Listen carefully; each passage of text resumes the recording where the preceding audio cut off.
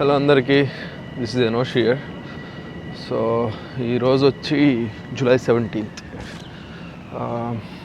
విషయం ఏంటంటే నేను మా ఇంటి దగ్గర నుంచి కాదు, దాసన్ వాళ్ళ ఇంటి దగ్గర నుంచి వర్క్కి వెళ్తున్నా. నిన్న విల్సన్ అన్న బర్త్డే ఉండి దాసన్ వాళ్ళ ఇంట్లో ఉన్నా నైట్. సో మార్నింగ్ డైరెక్ట్ ఇక్కడి నుంచే వర్క్కి వెళ్తున్నా. ఈరోజు వచ్చి ఆఫ్టర్ వర్క్ ఓడసీ మూవీకి వెళ్తున్నా. సో ఆ మూవీ రివ్యూ కూడా చూద్దాం ఎట్లా ఉందో. That's it for today.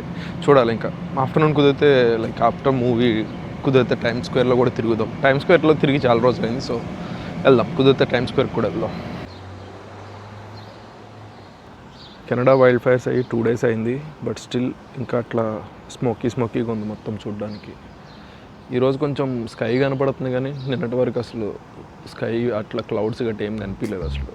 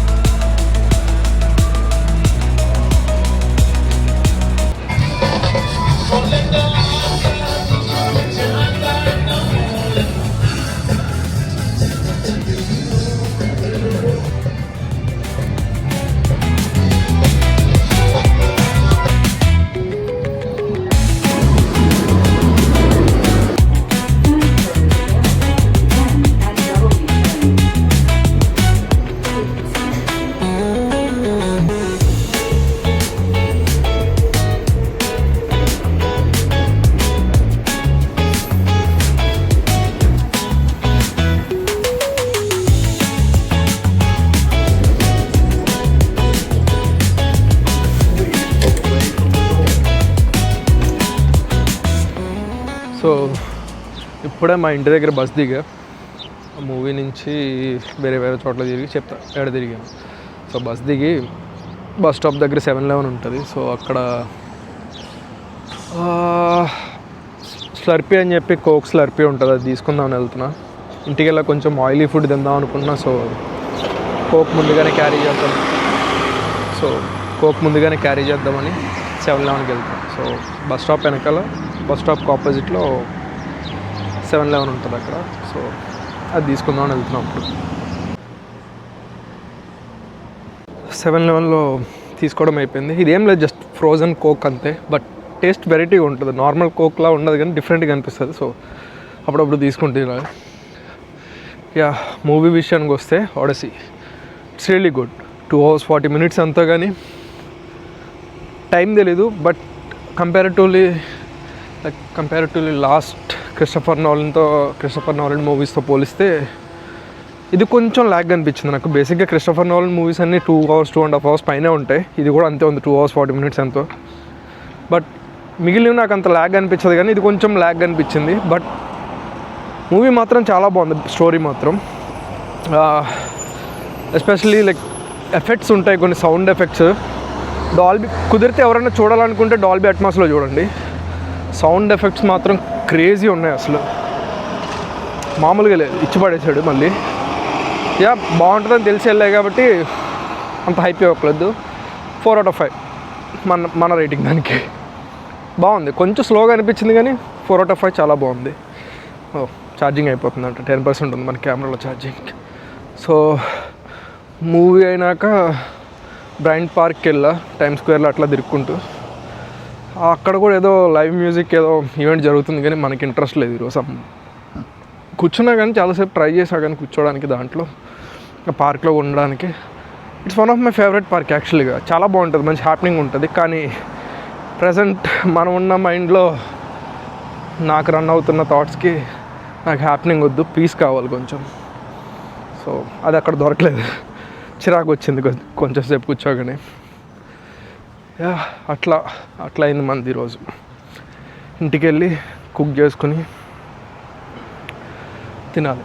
Actually Odyssey గురించి ఇంకొక విషయం ఏంటంటే, మనందరికీ చిన్నప్పటి నుంచి ట్రాయ్ స్టోరీ ఒకటే తెలుసు కానీ ఇది ట్రాయ్ ఆ వార్ అయిపోయినాక సినారియోస్ అనమాట. వార్ అయిపోయినాక ఏం జరిగింది. ఒడిసీ అన్నది ఒక కింగ్ కాదు దాను, ఒక ఏరియాకి హెడ్ ఉంటాడు కదా, కైండ్ ఆఫ్